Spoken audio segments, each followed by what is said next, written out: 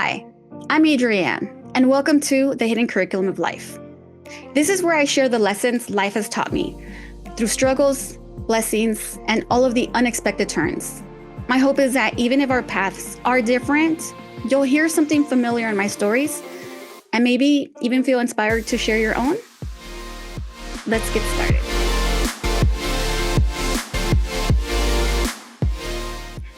Episode 6, Almost, but Never Homeless. So I was born in the late 70s in Glendale, California. And as far back as I can remember, I always had a home.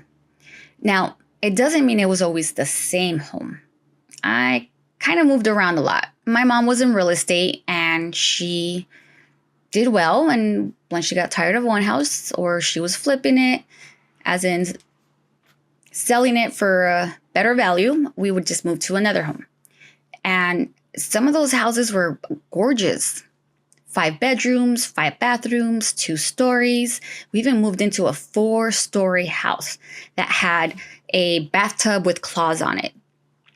Very cool. That's one of the houses that had the super cool views. And then we started moving into smaller houses and a lot more frequently. I didn't know at the time, but we were squatters. Yeah. We even moved into this one house that had a pool, and the pool was full of algae. It was a really nice house, but I really wanted to have the pool emptied out because I was into skateboarding at that time, and I thought it would be really cool to use the pool to skateboard. But that didn't happen. Instead, we moved to another smaller house. In the late 1990s, I left Glendale. And in the summer of my 10th grade, we moved. But this time we moved to South Central Los Angeles. We have family in South Central, but we didn't move in with them. We moved in with some strangers. Well, they were strangers to me, but they were a family that were connected to my mom's boyfriend's sister. They had a really big house and they had 2 extra rooms. It was roach infested. I remember that. But I had my own space. At that time, my mom wasn't working anymore. We were hiding her Mercedes from the repo man. Yeah. She had lost everything when we moved in to her boyfriend's sister's house. But we had a roof. Once my mom got back on her feet and had some income, we then went ahead and moved a little bit closer to one of my family members, an uncle. And it started becoming very, very unstable living with my mom. I eventually moved in with my high school boyfriend and his family. I moved in, I had a roof, right? And after he left for college, I moved again. Strangely, I moved into my own apartment. My mom had left to find a better job in Glendale again. And somehow she found a way to get me my own apartment. And it was in my senior year, and I had 2 additional high school friends living with me. It wasn't glamorous, but I wasn't homeless. And I knew at that point that I needed to get out of Los Angeles, and I needed to go to college. And I was really excited about being able to live in the dorms and again, have my own place or have my own space. So I went to Lewis and Clark in Portland, Oregon for my freshman year. It was great. But when summer came, I had to move back home. And at that point, my mom had then moved to Long Beach.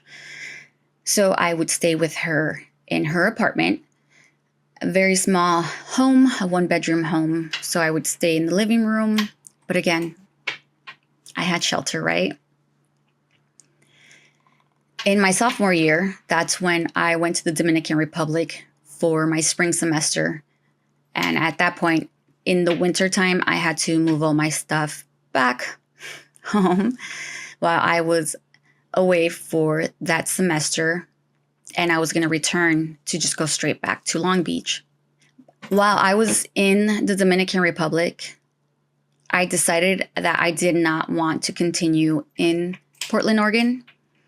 And I started looking at schools that I can transfer to. And for my junior year, I went back down to California and I transferred to Pitzer College, which is part of the Claremont colleges in Claremont, California.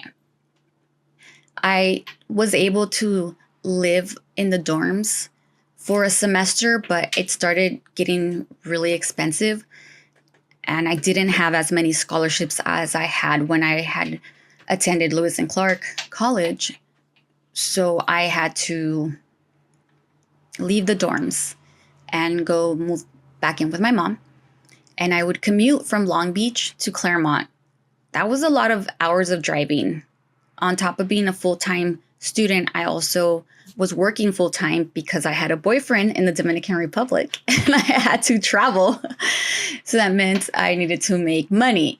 So at some point, the drive was just too long. So I just started sleeping in my car closer to campus. I had a gym membership and I did pay for the cafeteria at the school. So I had food, I had a shower, and I was fine sleeping in my Nissan Sentra. I did keep clothes in the trunk. I just made sure I was in a safe area. At one point, I had gone to go visit an aunt. Thank you, Thea. And I had kind of mentioned to her the situation. And she actually lived about 30 minutes away with traffic from the university or from Pitzer College. And she welcomed me to stay at her house while I was going to school or whenever I needed to sleep closer to school instead of my car. Then in the early 2000s, after I had my child and I attempted to go into the military and that didn't work out, I moved back with my mom. And our relationship, if you know me, our relationship has always been very rocky. At a certain point, she kicked me out. And she had done this often to me where she gets mad. I storm out of the house. And then when I come back, she tells me not to come back. I'm already used to living in my car. So I would sleep on friends' couches here and there. And then one time, shout out to my friend in Naples, Florida right now. I had gone to her house and I kind of mentioned to her what happened. And she allowed me to stay with her. And after discussing the situation with her husband, they opened their doors for me in their garage that had been turned into kind of like a man cave, I guess. It had a pool table and sofas.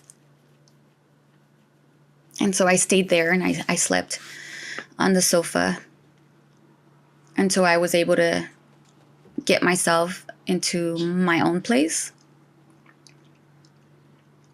And then at that time, I had met my boyfriend, who I had my daughter with. We moved in together very quickly. Now, when I got pregnant, I had told my mom about it.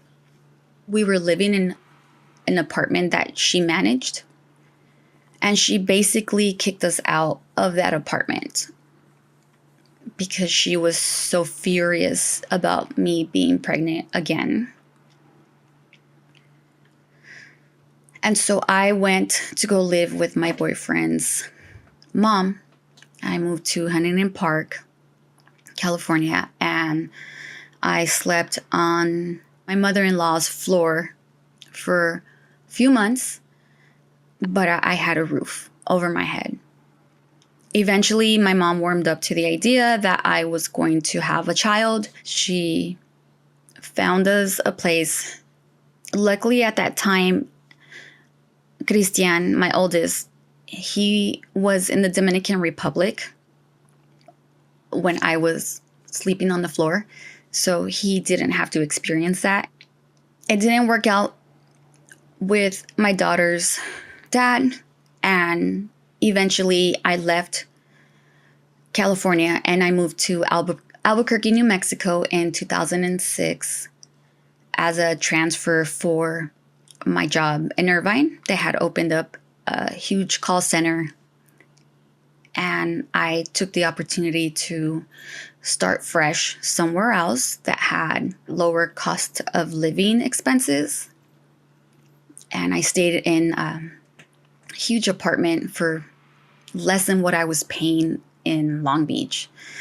It was a 3-bedroom, 2-bath apartment just for myself. Eventually, I got a roommate. As I progressed in the organization, I was then able to purchase my first home. It was a huge investment for me.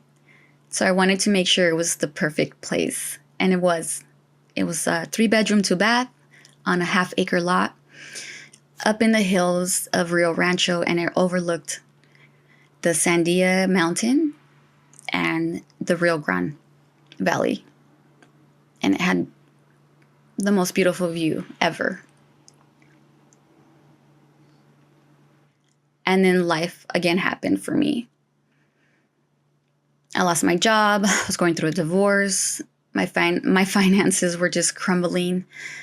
And I thought I was going to lose it. But I didn't. I had a special delivery from the FedEx guy, and that helped me get through it. And then I met my third husband. He moved from Los Angeles to Albuquerque to be with me, and we married. And at the time, he wasn't working. So as he was looking for work, he found something, but it was in Austin, Texas. I had to sell my house and move. And that was a very short chapter. We were there about a year, and we moved back to California. In Bakersfield, California, we moved around. We were in apartments and condos. I got pregnant with Phoenix, my third child. We wanted a bigger space, so we did move into a 3-bedroom, 2-bath apartment. And then right before COVID, he was unemployed again. And it was really hard for him to find another job here in Bakersfield. So he found something in Arizona. Once he moved to Arizona, he had his own expenses out there. And I couldn't maintain cost of living in that 3-bedroom, 2-bath apartment. And so I had to move out. And I moved in with my mom. And she kicked me out within 2 months. Me and my I think he was a year. No, he was like 2 or 3. I forgot exactly how old Phoenix was, but she kicked me and my son out. And luckily, I was introduced to my battle buddy's grandma. And she had a 3-bedroom, 2-bath apartment and allowed me and my son to move in with her. Now, when we moved in with her, COVID had hit. And at that time, my daughter was visiting. Her school closed down and she was remote. So now my son, my daughter, and I are staying with my battle buddy's grandma in one room. It was very cramped, but I'm grateful because, again, we weren't homeless. And then I had the opportunity again to buy a home. So using my VA loan, I bought a house. We bought a house. And I found a cozy 3-bedroom, 2-bath home in East Bakersfield. And I love that home. The end of 2024, right after my accident where I fell off the bunk bed, our marriage was already in crumbles. And so I requested for a divorce. And he told me that, yeah, he would divorce me, but I had to leave. And so I left. And I found my apartment with the view, my space, my shelter. And at some point, he no longer could keep the mortgage. And so we had to, I decided, instead of a foreclosure, because he waited too long to let me know that he was not going to be able to catch up on his bills after he was no longer employed. I decided to give the house back to the mortgage lender, or the VA.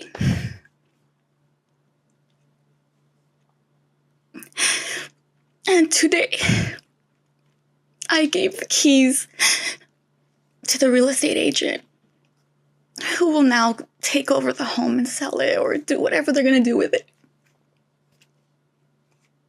I still have my shelter. But it's just painful to lose a home just because of bad decisions that were made. Looking back, the lesson is clear. I was always protected. Shelter came in many forms. A dorm room, a car, a garage, a family member's spare bedroom. It wasn't always easy. It wasn't always comfortable, but it was always enough. And that's what I carry with me. Shelter isn't about size or luxury or ownership. It's where you can rest your head. It's where you can rest your soul. It's where you can find your peace. Have you ever been on the edge of losing everything, but somehow you still have shelter?